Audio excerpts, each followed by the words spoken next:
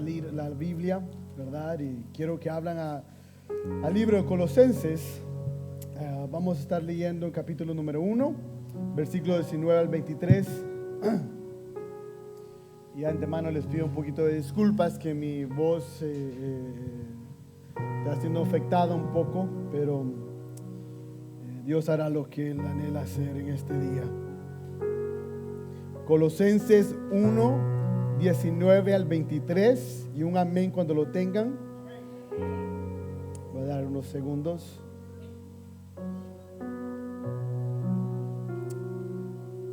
Amén.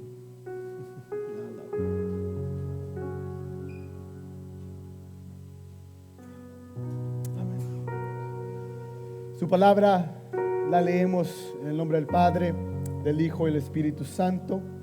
Porque agradó al Padre que en Él habitara toda la plenitud, y por medio de Él reconciliar todas las cosas consigo, habiendo hecho la paz por medio de la sangre de su cruz, por medio de Él. Repito, ya sean las que están en la tierra o las que están en los cielos. Y aunque ustedes antes estaban alejados y eran de ánimo hostil, ocupados en malas obras, sin embargo, ahora Dios los ha reconciliado en Cristo, en su cuerpo de carne, mediante su muerte, a fin de presentarlos santos, sin mancha e irreprensibles delante de Él.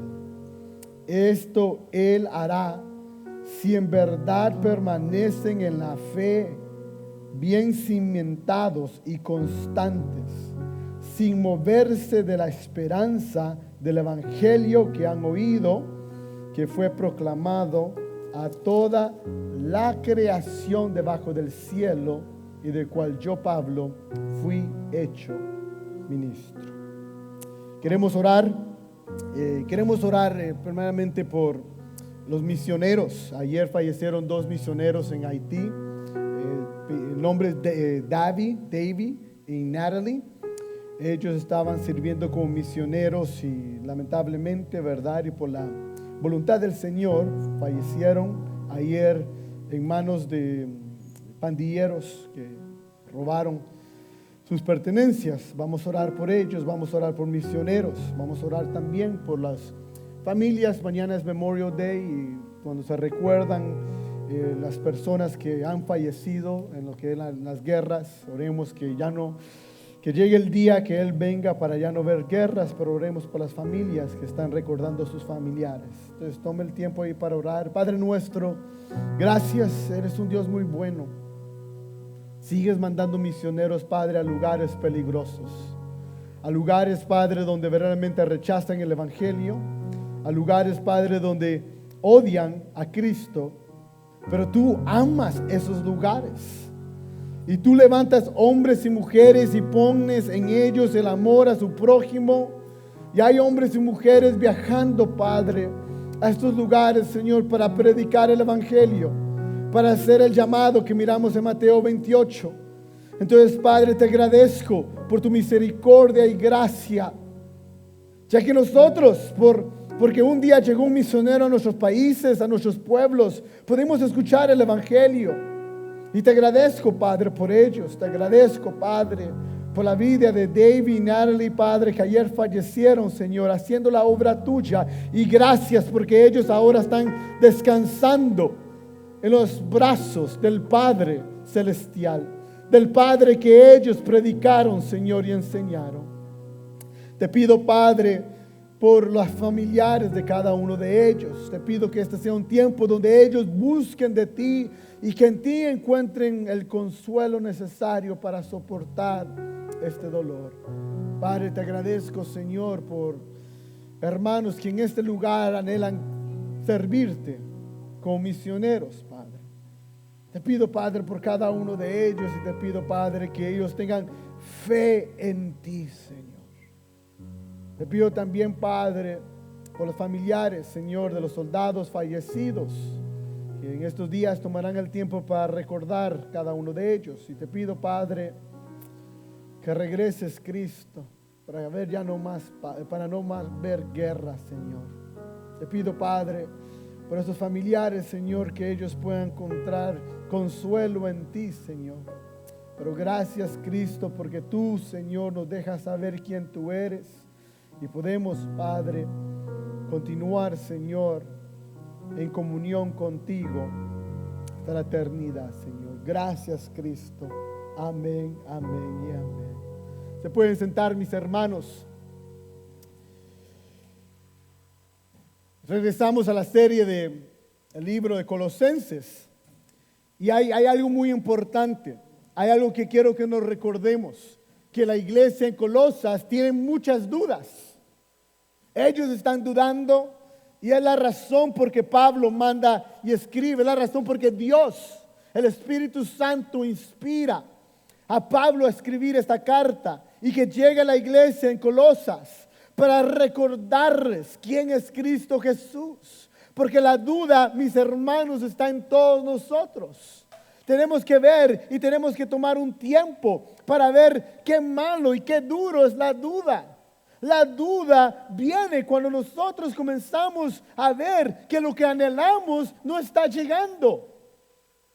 La hermana acaba de orar y cuando comenzó el servicio dijo, ¿verdad? Oremos, traigamos nuestras peticiones, pero sepamos, ¿verdad? Que Dios lo puede hacer.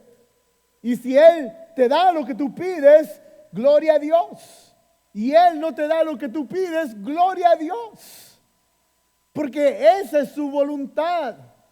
Y me gustó mucho escuchar, ¿verdad? Y no pensamos que Él no es poderoso para hacer lo que tú deseabas. No, Él lo puede hacer, pero Él escoge no hacerlo. Y mis hermanos, la duda viene cuando nosotros comenzamos a ver que lo que deseamos no se ha logrado. Que lo que queremos no se ha logrado. Entonces cada uno de nosotros tenemos un sueño, un deseo que queremos y anhelamos. Y cuando nosotros comenzamos a ver que no está sucediendo, que no está pasando, entonces queremos cambiar la fórmula. Queremos añadir algo a la oración y a la voluntad de Dios para, como dicen, mover la mano de Dios y para que se haga lo que nosotros queremos. La iglesia de Colosas tiene dudas porque ellos también tienen deseos. Ellos quieren y anhelan. Y cuando ellos comienzan a ver que no se está haciendo lo que ellos anhelan, se levantan falsos profetas dentro de ellos y comienzan a decir, ¿por qué no adoramos a los ángeles? ¿Ah? ¿Por qué no adoramos a los ángeles? Ya que nuestra adoración a los ángeles puede llevar nuestros deseos. Entonces removemos a Cristo como mediador y ponemos a alguien más como mediador. Sumamos a la fórmula que creemos que va a ser mover la mano de Dios, y lo único que hace es causarnos caer en pecado, mis hermanos. La iglesia de Colosas está sufriendo porque ellos han caído en pecado. Por sus dudas, ellos comienzan a buscar a una manera de poder obtener lo que ellos desean, mis hermanos. El versículo 21, Pablo les recuerda, y aunque ustedes antes estaban alejados y eran de ánimo hostil, ocupados en las malas obras, fuimos hechos para seguir a Cristo. Si te preguntas cuál es mi propósito, si te preguntas why did God make me, la respuesta es simple: fuiste hecho para seguir a Cristo. You were made to follow Christ. Es la respuesta a la gran pregunta. Fuimos hechos para seguirlo a Él. Pero la razón por qué hay gente que adora ángeles, la razón por qué hay gente que se arrodilla a estatuas, es porque lo dice Pablo, porque somos personas malas. Nuestras mentes es mala. ¿Por qué tú crees que Él te da su palabra? Él nos da su sabiduría. Porque la iglesia en Colosas quiere adorar ángeles para llegar a hacer la voluntad propia. Somos tan malos. Y quieres ver, y siempre lo he dicho, me he impresionado como en los últimos capítulos de la Biblia, Juan se postra en la presencia del ángel para adorarlo. En este mensaje Dios nos está diciendo, cuidado, que si Juan que vio la revelación, Juan que el Espíritu lo llenó y escribió, si él se puede postrar ante un ángel, todos nosotros podemos caer en el mismo error. La iglesia de Colosas quiere adorar ángeles porque sus mentes son malas. Significa que todo lo que piensan, el centro de su cuerpo, el sistema que controla el cuerpo y todo lo que hace el cuerpo está mal. Sus mentes estaban mal. Por eso Jesús nos dice en Mateo 18, 20, pero lo que sale de la boca proviene del donde del corazón. Y cuando habla del corazón en la Biblia, está hablando de nuestro interior, donde pensamos, donde tenemos las ideas. Y dice, y eso es lo que contamina al hombre. ¿Qué es lo que contamina al hombre? Mis hermanos, hermanas, ya nuestro corazón es malo. Entonces nuestra mente, nuestro sistema está malo y por eso estamos llenos de malas obras. Porque no podemos hacer algo bueno porque nuestro centro, nuestro sistema está malo. Siempre queremos tener la idea que como Cristo no ha hecho lo que deseamos, entonces Cristo no es suficiente. Entonces, ¿cómo yo voy a hacer para que se haga lo que yo anhelo? Y mis hermanos, lo miramos en el liberalismo, que ellos crean un sistema realmente que se ajuste a su manera de hacer las cosas. Ahora se han levantado muchos miembros en muchas iglesias tratando de que no prohíben a los miembros de utilizar la marihuana. Porque ahora hay un grupo de nuestras comunidades, de nuestros gobiernos que lo están aceptando. Entonces ahora queremos nosotros moldear la iglesia porque eso puede ayudar a los problemas de la humanidad. Constantemente hacemos labores malas, tratando de decirle a Cristo, tú no eres suficiente. Es el gran problema de la humanidad, lo vemos en Génesis 11, en la torre de Babel, cuando están construyendo esta torre. Y ellos están construyendo esta torre, ¿para qué? Para poder llegar, dice, llegar a la presencia del cielo. Y también para que su nombre sea famoso. Entonces miramos el mismo problemas constantemente en la iglesia actual, donde hay gran duda de cómo debemos hacer las cosas o cómo vamos a poder, cómo podemos nosotros dar nuestro pedacito, nuestro ladrillo para construir la iglesia, mis hermanos. A David se le prometió que él iba a edificar la iglesia, no tú y no yo. Entonces creemos un evangelio que Cristo no es suficiente. Y esto es falso. Entonces cada vez que tú y yo comenzamos a dudar de Cristo, vamos y quebrantamos el mandamiento número 2 que dice en Éxodo 24. No te harás ningún ídolo, ni semejanza alguna de lo que está arriba en el cielo, ni abajo en la tierra, ni en las aguas debajo de la tierra. Cuando creamos ideas de cómo nosotros podemos hacer las cosas sin Cristo, sin su sabiduría, estamos creando un Dios falso en nuestras mentes. Entonces Pablo, inspirados por el Espíritu Santo, escribe en el versículo 19, porque agradó al Padre que en Él habitara toda plenitud. ¿Qué es lo que significa este verso? Anteriormente Dios nos había dicho que Cristo es la reflexión, la expresión de Dios. Pero ahora nos está diciendo que todo en Cristo está, todos los atributos del Padre. Escucha, todo lo que es Dios está en Cristo. Mira qué increíble. Entonces, Cristo no es solamente la expresión completa de Dios, pero en Él está todos los atributos del Padre. Toda la deidad de Dios habita en Jesús. Esta palabra plenitud significa que totalmente totalmente Cristo es Dios. Mira. Entonces, cuando dicen tenemos que adorar ángeles, Pablo dice no es necesario. ¿Por qué? Porque todo está en Cristo. Cuando dudamos en nosotros, en nuestro Padre Celestial, estamos dudando de la Trinitud. Entonces, aquí está la palabra enseñándonos que la plenitud, que significa totalmente, no es un 99%, mis hermanos. 100% de Dios está en el Hijo. Y después dice que le agradó. Este es el plan de Dios. Y Dios siempre ha tenido el plan de habitar con sus personas. En Adán y Eva habitaba. Adán y Eva caminaban con Dios. Y después cuando caen en pecado, Dios le da el tabernáculo. Y habitaba en el tabernáculo. Después Dios dio el templo y habitaba en el templo. Éxodo 29, 44 al 46 dice: santificaré la tienda de reunión y el altar. También santificaré a Aarón y sus hijos de que me sirvan como sacerdotes. Habitaré entre los israelitas y seré su Dios. Y conocerán que yo soy el Señor su Dios, que los saqué de la tierra de Egipto para morar yo en medio de ellos. Yo soy el Señor.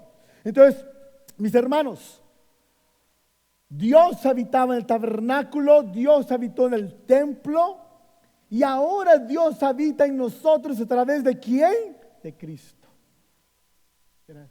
Por eso se le dijo la palabra en Mateo 1:23, he aquí, la Virgen concebirá y dará a luz un hijo y le pondrá por nombre Manuel, que traducido significa Dios con nosotros. Dios está con nosotros. ¿A través de quién? De Cristo Jesús. Como Israel lo tuvo en el tabernáculo y en el templo, tú y yo lo tenemos ¿en quién? En Cristo. Es por eso, mis hermanos, que donde nosotros estamos, nosotros podemos estar en Cristo. Tú y yo no necesitamos ir a Israel, aunque si tienes la oportunidad, ve. Pero si no vas, nadie ahí arriba va a decir, hey, no fuiste a la presencia de Dios. ¿Por qué? Porque ahora la presencia de Dios a través del Espíritu Santo habita en nosotros. A la vez, ¿verdad? Nosotros tenemos la oportunidad de estar en Dios a través de Cristo. Y David sabía esto. Salmos 27 lo acabamos de leer. El versículo 1 al 3. David es sabio. Él sabe que está viviendo un mundo malo. Tú sabes, David no es aquel que dice, bueno, todo me va a ir bien. Todo me va a ir bien. Mañana va a ser un día muy bueno. Y después, no, David entiende, el mundo es malo. Y mañana puede estar más malo. Dice en Salmos 27, 1, 3, el Señor es mi luz y mi salvación. ¿A quién temeré? El Señor es la fortaleza de mi vida. ¿De quién tendré temor? Cuando los malhechores vinieron sobre mí para devorar mis carnes, ellos, mis adversarios y mis enemigos, tropezaron y cayeron. Si un ejército acampa contra mí, no temerá mi corazón. Si contra mí se levanta guerra, a pesar de ello, yo estaré confiado. Si David no está pasando esto actualmente no lo está pasando. Él está hablando de una manera, si esto pasa, si un ejército acampa contra mí. Después en el versículo 10 dice, porque aunque mi padre y mi madre me hayan abandonado, él está hablando una hipótesis, una tesis. Él está diciendo, si todo me va mal, voy a estar bien. Voy a estar bien. Sí, si tú estás pasando días malos, este versículo es un ejemplo. David está luchando con el desánimo. David está luchando con el desánimo. Él está imaginando, todo esto puede pasar malo. Y mis hermanos, ¿cuántos de nosotros estamos o hemos pasado por desánimo? El domingo de la mañana yo me levanté con desánimo. Fue increíble. No había pasado nada. Me gustaría decirte que esto pasó y causó un desánimo dentro de mí. No, me levanté con un gran desánimo. No quería salir de mi cuarto. No quería estar con mi familia y te voy a decir muy real, no quería venir a la iglesia.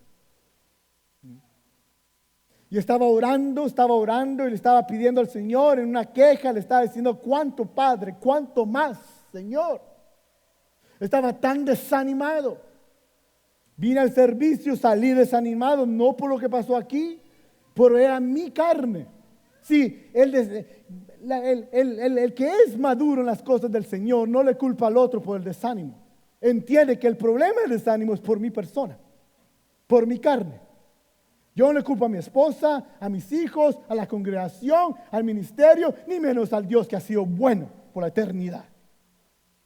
Entonces, el domingo en la noche comencé a orar y de cómo vamos a salir de ese desánimo. Y me recuerdo la primera vez, no he ido al cine, no he comido mi comida que me gusta. Comencé a pensar todo eso y lo único que me recuerdo es que eso es lo que le complace a la carne. Y la razón que estoy en ese problema es por mi carne. Entonces comencé a decir, vamos a orar más. Vamos a orar más. Vamos a estudiar la palabra más. Y vamos a escuchar predicaciones. Mira lo que dice David en el versículo 4. Una cosa he pedido al Señor y esa buscaré, que habite yo en la casa del Señor todos los días de mi vida. Quiero que pares. David dice que habite en la casa del Señor. ¿Qué significa? Quiero estar en la presencia de mi Dios. Porque recuerdan, en el tiempo de Israel, ¿dónde estaba la presencia de Dios? En su templo. Entonces David está anhelando estar en el templo donde está la presencia de Dios. Porque él sabe la única manera que voy a sobrepasar, la única manera que los ejércitos del enemigo van a caer, que mis padres que me han abandonado, él me puede ayudar, va a ser en su presencia. No va a ser buscar más personas, no va a ser buscar otro ejército, no va a hacer nada de eso. Y después sigue, todos los días de mi vida para contemplar la hermosura del Señor. Para ver qué hermoso Él es. Él no está diciendo, bueno, mis hermanos, vamos a hacer ejercicio, van a ir a la terapia, van a hacer todo eso. No está diciendo nada de eso. David está diciendo la clave del desánimo, la ayuda para la ansiedad, el problema. Para cada problema, estar en su presencia. Y como tú y yo podemos estar en su presencia en Cristo Jesús. Si David continúa diciendo, contemplar la hermosura del Señor. Y nosotros podemos contemplar la hermosura del Señor en Cristo. Y después ir para meditar en su templo. Esto viene junto, mis hermanos. Estar en la presencia del Señor. Para meditar, no para estar. Y yo amo mis hermanos en Cristo. Y yo amo la alabanza. Pero mis hermanos, tenemos que aprender de Cristo. Tenemos que escuchar su palabra. Lo que dice después meditar en su templo significa aprender, escuchar su consejo. ¿Y dónde viene su consejo? En la palabra de Dios. Si tú puedes tener lo que David no podía tener, si David tenía que ir al templo para tener la presencia de Dios, y tú y yo tenemos que ¿qué? Estar en comunión con Cristo. Tú y yo podemos estar en la presencia, meditar en su palabra, ver la hermosura de su rostro en nuestra casa. Cuando, para los que me conocen, con hermanos santos que me conocen, muchos años, cuando me casé, nos mudamos a un apartamento precioso en Fort Lee. Queríamos comprar casa en Fort Lee, entonces decidimos mudarnos a un lugar más chiquito. Y nos fuimos para Palisades Park con mi esposa. Y me recuerdo que vimos que la situación todavía estaba muy dura y nos fuimos a un lugar más chiquito, que era solamente un cuarto donde estaba la cama, la cocina y el comedor. Estaba embarazada mi esposa con Lana y estaban unos amigos misioneros que tuvieron que regresar y tuvieron que quedarse con nosotros. En ese lugar donde solo había un cuarto. Y se hacía tan difícil tener un tiempo de orar. Y me recuerdo que me iba afuera y había en West New York, había tanta bulla. En los parques había tanta bulla. Y tú sabes dónde comenzó a ser mi lugar de oración. En el baño. En el baño. Cerraba la puerta y ahí me podía orar yo. ¿Por qué, mis hermanos? Y fueron tiempos preciosos. Con su palabra ahí en el toilet, en el inodoro, ahí orando. ¿Por qué? Les voy a decir por qué. Porque ahí está Cristo. Si Cristo está ahí. Es por eso que podemos tener ese tiempo con el Señor en nuestros carros, en los trabajos. Tenemos que tenerlo y meditar su palabra. Salmo 119, 103 dice: cuán dulces son a mí para dar tus palabras, sí, más que la miel en mi boca. Si tú y yo no apreciamos la miel, porque podemos comerla todo tiempo. Se ha falsificado la miel al punto que todos ustedes seguro tienen miel que no es real. Para él tener miel era algo extraño. No solamente era gente para el dinero, pero era gente que realmente, que solamente tenía la oportunidad de tenerla. Y David dice: tan dulce es tu palabra como la miel. Más que la miel. No como, más que la miel. Entonces, mis hermanos, Pablo le está diciendo al pueblo: todo está en Cristo. Tú no tienes que buscar a alguien para ayudarte. Todo está en Cristo. Él es suficiente. Y para lo que tú estás pasando, para lo que yo estoy pasando, Él es suficiente. Y Él es tan poderoso, mis hermanos, que Él ha traído reconciliación. Versículo 20 dice: y por medio de Él reconciliar todas las cosas consigo, habiendo hecho la paz por medio de la sangre de su cruz. Por medio de Él, repito, ya sean las que están en la tierra o las que están en los cielos. No solamente está la plenitud de Dios Todopoderoso, pero quiero decirte, Él es tan poderoso. Pablo le está diciendo: Él es suficiente, pero Él hace algo que es tan imposible.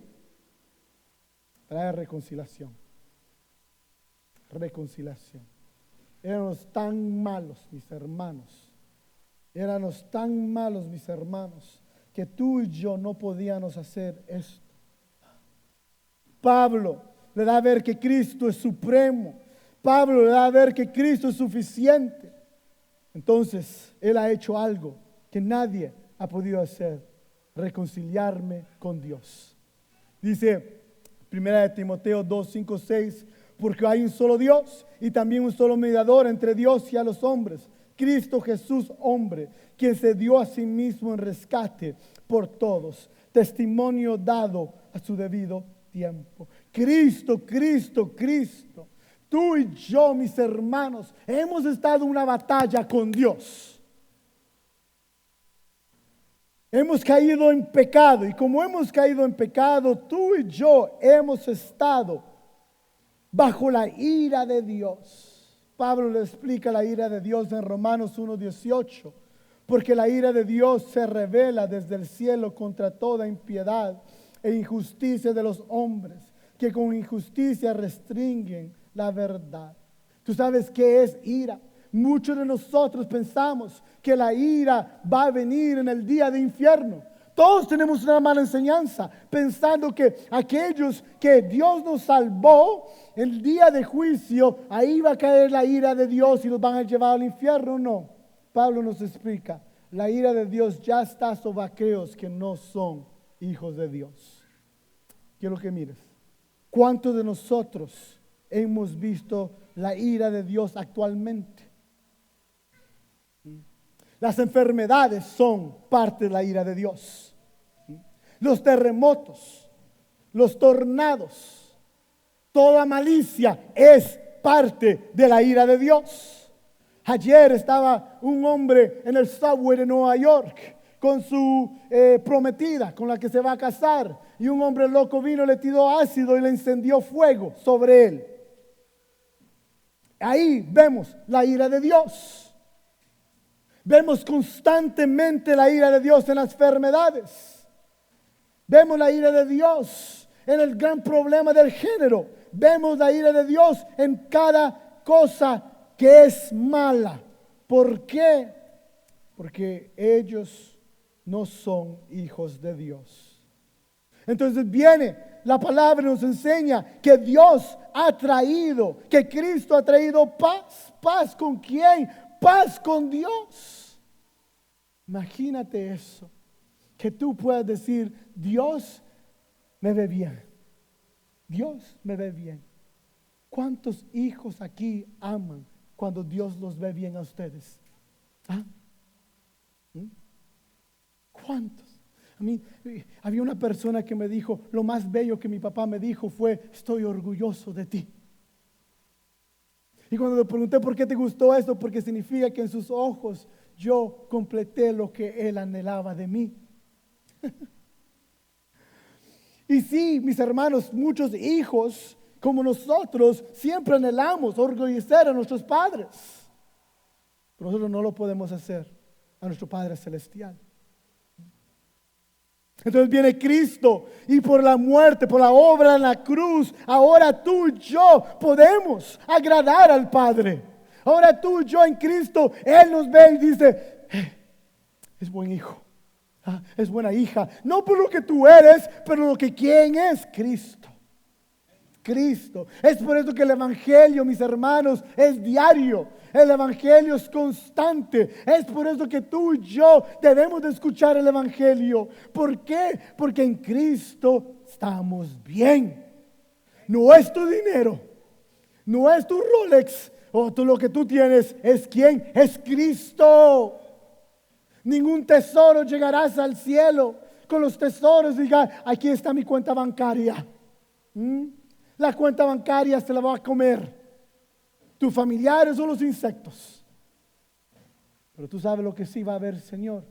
Va a decir, estás en Cristo. Estás en Cristo.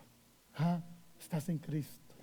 En el día que tú y yo lleguemos, y esta es la obra, tenemos paz en el Señor, con el Señor, paz con Él, pero también paz en nuestras vidas. La ira de Dios ya no está sobre nosotros. ¿Tú sabes qué precioso es eso? El tornado que vino sobre la casa de mis padres, que fue en minutos, mis hermanos, en minutos. En 10 minutos el tornado cayó y pasó recto sobre la casa de mi hermana, mi otra hermana y de mis padres. Y yo estaba en la reunión de hombres aquí y cuando me manda el video mi mamá dice, mira, dice, mira cómo los árboles han caído. Y los árboles caídos enfrente, al lado, árboles caídos atrás y el lugar lleno de árboles. Pero dice, qué precioso, bendito es nuestro Padre. Mira mi casa, nada le ha caído a mi casa. ¿Verdad? No fue, ¿verdad?, que la casa fue puesta en un buen lugar. No fue nada de eso. Es reconocimiento que nuestro Dios nos protege. Por eso David dice, aunque un ejército acampe contra mí, yo estaré bien. ¿Por qué? Porque Él es poderoso para restaurar. Él es poderoso para hacer las cosas buenas. Porque un día va a haber paz en este mundo. Mira lo que dice aquí. Por medio de Él, repito, ya sean las cosas que están en la tierra o las que están en los cielos. Dios nos está dando a ver que Él también va a traer reconciliación con toda la creación. Por eso en el reino de Dios no va a haber terremotos. No va a haber huracanes. Y tú, Isaías, creo que es 23, dice que no va a haber leones o animales furiosos. No va a haber. ¿Sabes por qué? Porque la ira de Dios ha sido removida. Y va a haber una relación, va a haber una reconciliación. Ahora el mundo va a estar bien.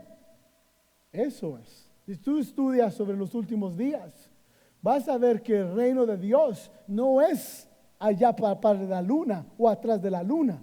Es esta tierra restaurada. Aquí. Y lo he dicho. La Biblia de niño tenía una imagen enfrente donde en Edén estaba el león y la oveja a la par. Y después en el Antiguo Testamento el león está rugiente y quiere traerse y tragarse a Daniel. Pero después en Apocalipsis, otra vez a la imagen, donde el león y la oveja están a la par otra vez. ¿Por qué? Porque toda esa furia, toda esa malicia, todo eso malo, ¿tú sabes qué? Va a ser removida y va a ser cambiada. ¿Por qué? Porque Dios va a reconciliar. Es por la obra. John MacArthur dice: los pecadores de la redención se presentarán ante Dios como esclavos y van a ser declarados libres por un rescate. Entonces vamos de ser enemigos de Dios a ser ¿qué? Amigos. Mis hermanos, qué poderoso es Cristo. Quiero que entiendas esto. No quiero pero la mayoría de nosotros pecamos esta semana. Voy a decir la verdad. En nuestras mentes. Tal vez tú estás comparando el pecado de aquel que le tiró ácido a un hombre. Eso es pecado también. Pero la palabra nos enseña que Él va a juzgar nuestros pensamientos. ¿Quieres ver tu necesidad de Cristo? ¿Cómo estuvieron tus pensamientos esta semana? Contra tu jefe, contra tu compañero de trabajo, contra aquel que te tiró el carro encima o estaba un poquito despacio y no estaba manejando muy rápido. ¿Cómo estuvo tu pensamiento cuando hubo un problema con tu matrimonio? ¿Cómo hubo un problema con tus hijos? ¿Cómo estuvo tu pensamiento cuando llegó el problema a tu mente? Porque la falta de fe es pecado también, mis hermanos. Entonces vemos que verdaderamente la necesidad de Cristo, mis hermanos. Necesitamos a Cristo porque Él lo ha hecho nuevo. Y con esto voy terminando. Versículo 22. Sin embargo, ahora Dios los ha reconciliado en Cristo, en su cuerpo de carne, mediante su muerte, a fin de presentarlos santos. Mira, sin mancha, irreprensibles delante de Él. Pablo está diciendo: no necesitas adorar ángeles, no necesitas pensar o sacar otra fórmula. Mira lo que Cristo ha hecho. Te ha presentado santo. Te acabo de decir, nadie aquí puede decir yo soy santo fuera de Cristo. Sí, nos presenta santo, no por quien tú eres, pero por quien Cristo es. Revestidos en Cristo. Por eso lunes necesitamos a Cristo, martes necesitamos a Cristo, miércoles necesitamos a Cristo, jueves necesitamos a Cristo, viernes necesitamos a Cristo, sábado necesitamos a Cristo, domingo necesitamos a Cristo. Porque la única manera de ser santos es en Cristo. ¿Sin qué? Sin mancha. Estaba moviendo la cafetera y se me cayó el café. Y acaban de lavar los pantalones. Sí, yo me puedo guardar de la mancha, pero la mancha, la suciedad va a caer. Va a caer. Pero Él es tan poderoso que cuando lleguemos vamos a ir sin mancha ninguna. ¿O cuántos de ustedes se han manchado con algo fuerte? Les voy a contar algo. Cuando vamos a cenar a lugares como comida italiana, mi esposa mira la camisa que yo llevo. Porque ella quiere que no lleve una buena camisa. Porque ella sabe que yo me ensucio siempre. Y sabe que la salsa de tomate no sale. Pero nuestro Cristo es tan poderoso que Él puede limpiar toda mancha, todo pecado.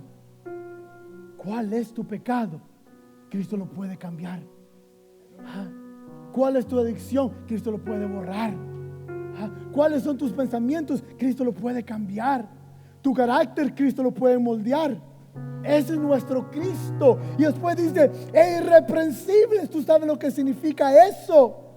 Que nadie puede traer una denuncia contra nosotros. Ni el mismo diablo puede presentarse y decirle: Eddie, Cristo, esto es lo que Eddie ha hecho. No, dice la palabra, serás presentado irreprensible. Tu carácter no va a recibir denuncias. ¿Por qué? No por quien tú eres, pero por quien Él es.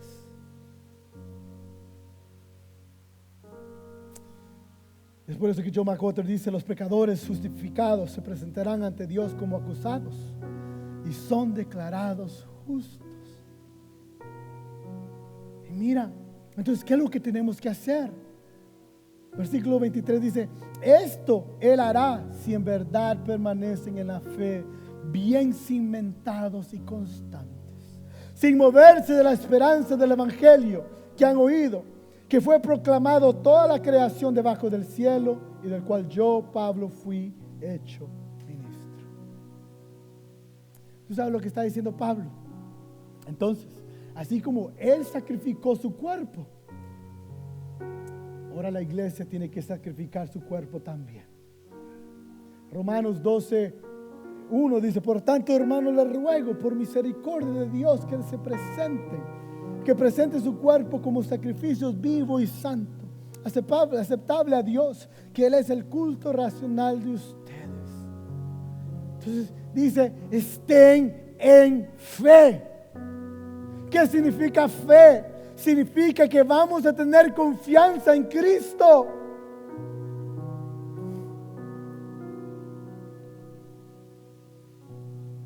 En tiempo de plenitud, donde hay mucho, donde hay salud y donde hay comida, vamos a confiar en Cristo. Pero en tiempo donde no hay nada, en tiempo donde vienen los problemas día y noche, uno tras otro, vamos a confiar en Cristo. Él dicta las temporadas, Él dicta los días. Él dice: permanecen en fe. ¿Como qué? Cimentados. Su fe debe estar fuerte. Cimentados como estar en cemento que nada nos mueve. ¿Algún día has tratado de mover algo que no se ha podido mover? ¿Que ha sido tan imposible de mover? Mis hermanos, que todas las tormentas, que los ejércitos se levanten contra nosotros, y nuestra fe no va a cambiar. El mundo puede cambiar y pueden traer ideas de la marihuana, ideas del alcohol, pero la iglesia no cambia, porque está cementada, está constantemente diciendo: sus caminos son los verdaderos. Y aunque tenga ansiedad, su camino está verdad. Y aunque esté desanimado, su camino es la verdad. Aunque tenga depresión, su camino es la verdad. Aunque tenga problemas, su camino es la verdad. Dice: permanecen en la fe, bien cimentados y constantes, sin moverse de la esperanza. ¿Sabes qué esperanza? Esperanza. Esa esperanza que todo va a estar bien. Todo va a estar bien. Pero la esperanza no viene de una raíz de motivación. La esperanza no viene de una raíz falsa. La esperanza viene de aquel que se levantó al tercer día. Mira eso. Los discípulos miraban al hombre rico y vieron que él no pudo dejar sus riquezas. Y decían: si Él no deja sus riquezas, entonces ¿quién va a poder llegar al cielo? Y Cristo dice: lo que es imposible para el hombre es posible para Él. Mira eso, mi confianza, mi esperanza, que Él lo va a poder lograr. Nadie está más cansado con tu persona que tú mismo. Es la realidad. Tú puedes decir: mi esposa está cansada conmigo. Si tu esposa está cansada contigo, tú también estás cansado contigo. Te voy a decir algo: tú conoces tus debilidades, has tratado de mejorar y no lo has hecho. Y mis hermanos han visto, yo tengo tiempo no ver televisión en los canales normales, pero me recuerdo desde chico, era domingo en la mañana, ¿verdad? Tenían todas las vitaminas para adelgazar, todas las cosas para adelgazar. Necesitabas dinero, te daban todos los planes, lo vendían. ¿Cómo puedes borrar las deudas? Necesitabas casas, estaban todos, vendían todo para mejorar tu vida. Pero te voy a decir algo: puedes tomarte todas las cosas, obtener todo, pero si lo adentro no cambia, sigues siendo la misma persona. Escucha eso. Por eso habla del Evangelio. La obra de Cristo nos mantiene firmes. ¿Ah? La obra de Cristo nos da esperanza. La obra de Cristo crece nuestra fe. Cristo, Cristo, solamente Cristo. Quiero que cierre tus ojos. Padre nuestro, te amamos. Estamos tan agradecidos contigo. Gracias, Padre, que aunque mi voz se está yendo y está quebrantando, Padre, el mensaje todavía llega, Padre, porque es tu palabra, Señor. Gracias, Padre, porque tú lo haces, Padre. Es increíble. El domingo pasado estaba tan desanimado y hoy estoy tan gozoso. Y lo único que cambió fue más de ti, Señor. Más de tu palabra, más predicaciones, Señor. Te agradezco, Padre. Gracias. Porque lo que tú has hecho en mí, Padre, lo puedes hacer en otros hermanos y hermanas también, Padre. Y te pido, Padre, que mis hermanos y mis hermanas aprendan a habitar en tu presencia, Señor. Que ellos busquen tus consejos, Señor. Que no se alejen, que el desánimo no los aleje, Padre, de ti, Señor. Pero que el desánimo los lleve a correr atrás de ti, Señor. A buscar, a invertir su energía y su tiempo en ti, Señor. Y que ellos puedan ser alimentados con esa maná preciosa que es tu palabra. Y que ellos puedan crecer y madurar, Padre.